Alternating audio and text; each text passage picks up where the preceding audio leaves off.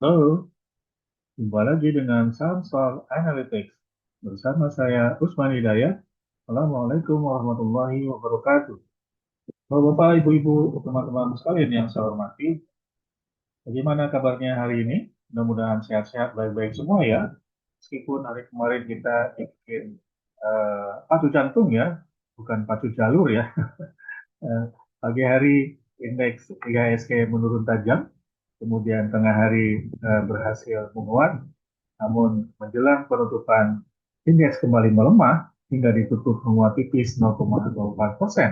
Padahal saya menduga kemarin bahwa penguatan akan berlanjut, namun penguatan hanya tipis saja 0,04 terkait dengan beberapa isu keyakinan ekonomi domestik, kemudian ada rebalance saham-saham masuk ke indeks baru, evaluasi indeks ya, indeks EQI, indeks 30 ya, EQI 45 ya, dan Kompas 100 ya. Namun faktanya tidak demikian. Tampaknya ini menurut saya ini adalah dampak dari perkembangan yang terjadi di Amerika, Eropa terkait dengan kesepakatan dagang yang publik pelaku pasar mempersepsikan itu keuntungan lebih banyak diraih oleh Amerika Serikat, dan ekspektasi pertumbuhan Amerika yang cukup kuat pada kuartal 2 2025, kemudian juga ekspektasi masih tingginya Fed Fund Rate ya, jadi Fed Rate diprediksi masih akan menahan suku bunga acuan, dan ini membuat dolar semakin perkasa terhadap hampir seluruh mata uang Asia termasuk rupiah ya, dan ini membuat beberapa indeks di Asia seperti Nikkei, Jepang, Hang Seng, Hong Kong, dan Straits Times Singapura melemah.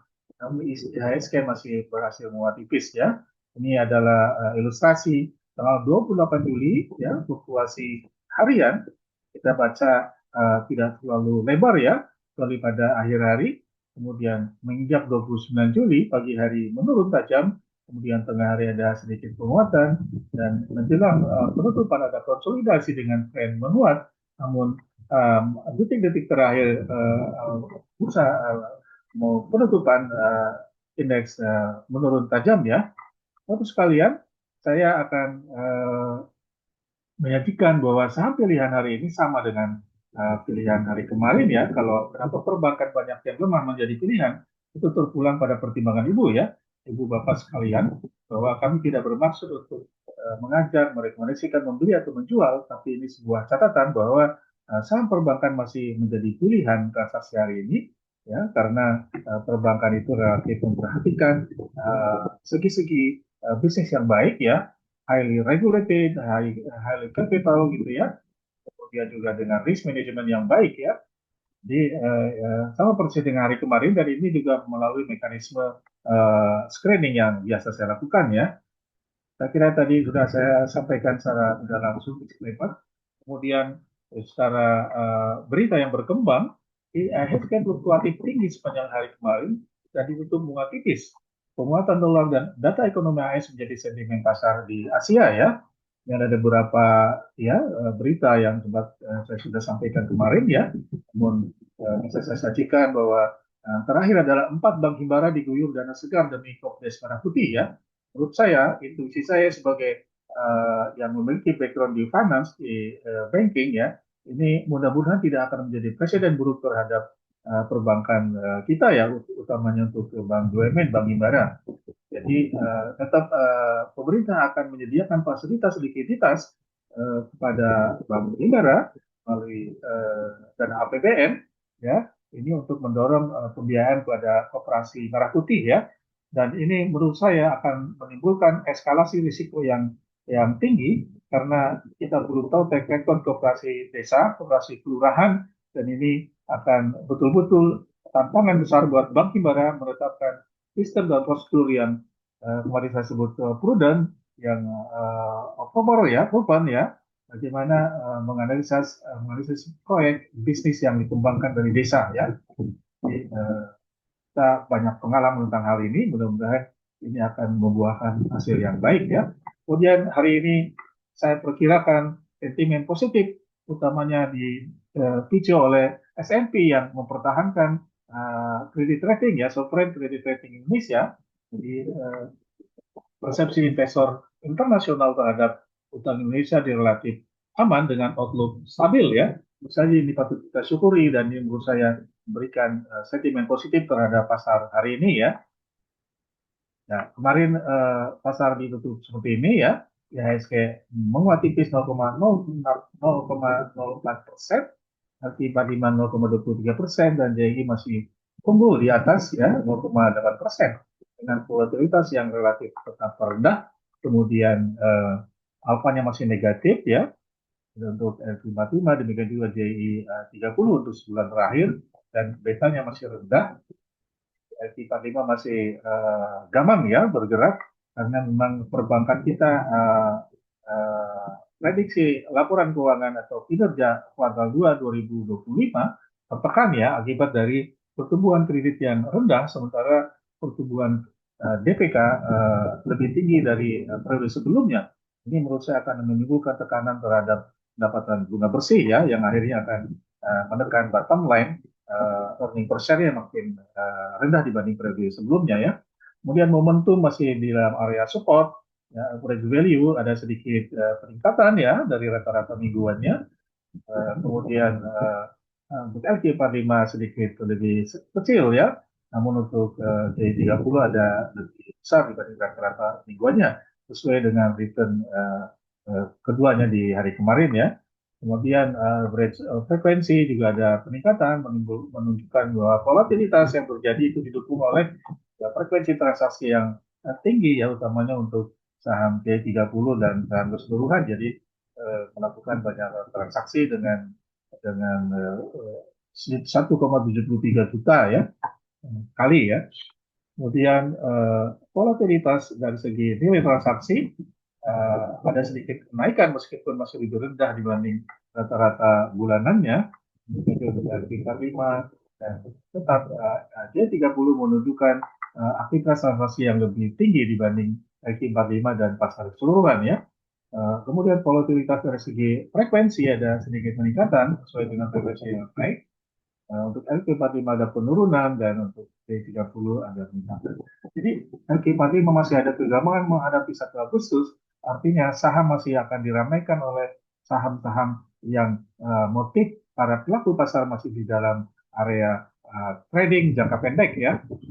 Bukan kita mengesampingkan isu fundamental, tapi hendaknya hal fundamental tetap bagi para pelaku yang memiliki horizon investasi yang jangka panjang ya. Kemudian net foreign ya, net foreign agak sedikit menurun ya, meskipun dalam seminggu terakhir masih positif ya. Kemudian sekalian, saya kembali singgung rebalancing untuk indeks ya, indeks evaluasi indeks ya, indeks 80, 45, indeks 30 ya, ini yang masuk ada 6 saham. Nah, kemarin ternyata memang ada tekanan ya di beberapa saham, nah, termasuk dalam PTRO, yang mungkin ini karena proyek dengan saham konglomerat yang kemarin kena FCA ya, kenapa FCA suspensi ya, jadi menurut saya memang itu penting sekali ya berusaha menegakkan governance bagaimana pasar bisa berlangsung secara menunjukkan kekuatan pasar secara lebih bisa dipegang ya konsistensinya ya tidak berfluktuasi secara tajam uh, secara harian ya. Kita tahu yang baru listing kemarin yang mengalami FCA, jadi tidak lagi ditransaksikan melalui uh, sistem continuous auction ya di dalam pasar reguler. Nah, ini adalah saham-saham dengan volatilitas sangat tinggi, namun ada penurunan ya range hariannya. Nah, utamanya kita masih bisa mempertimbangkan AADI, DPEPA, dan ITMG ya. Ini catatan harian yang perlu saya update ya per hari kemarin ya. Ini target price dan stop loss kalau ada perubahan berbalik arah ya. Kemudian alert kita ada 9 lebih sedikit ya dari hari kemarin ya karena beberapa saham ada yang FCA karena yang range-nya tinggi yaitu menunjukkan bahwa ya, alert saya yang saya sampaikan setiap pagi ini hendaknya bermanfaat buat sekalian agar tidak mengalami stagnasi dalam transaksi. Artinya kalau suspensi FCI maka Bapak Ibu yang berencana untuk melakukan likuidasi atau melakukan trading maka tidak bisa dilakukan di pasar reguler ya.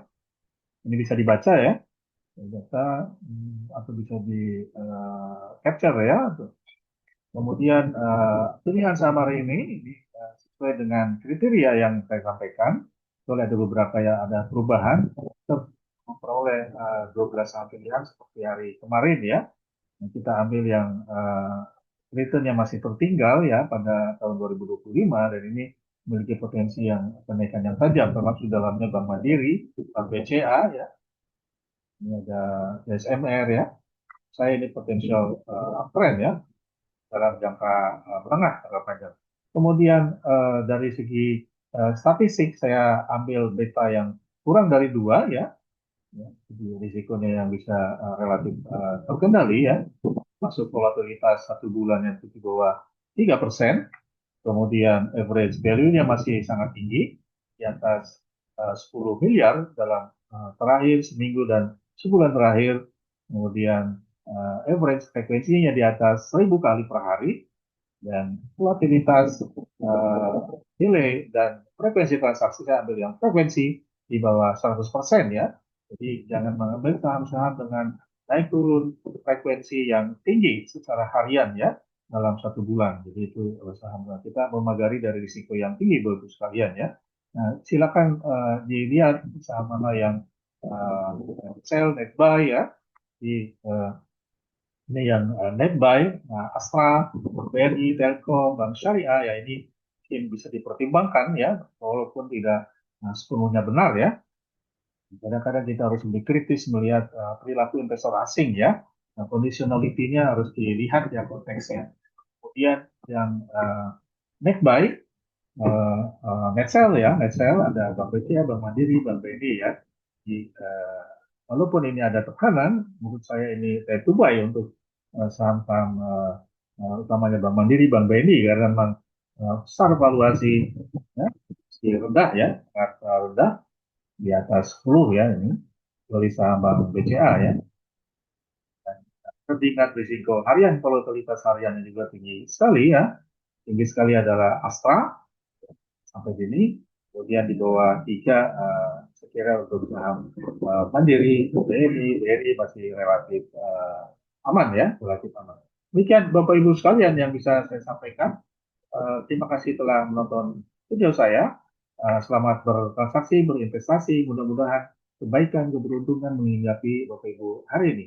Assalamualaikum warahmatullahi wabarakatuh.